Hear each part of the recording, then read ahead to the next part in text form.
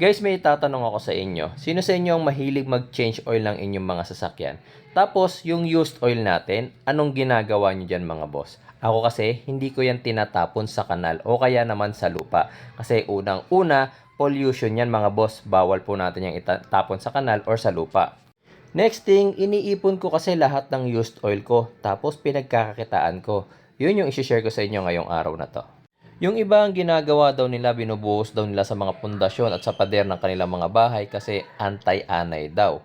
Yung iba naman, ginagamit sa mga kalan na kagaya nito, yung ginagamitan ng used oil. Practical, di ba? Pero yung iba, dinadala nila sa mga gasoline station para yung gasoline station na ang magdi-dispose. Pero ako mga bossing, iniipon ko yan. Pag may nakita akong naka-sidecar tapos may mga galon-galon na ganyan, tsak, bumibili yan ng mga used oil.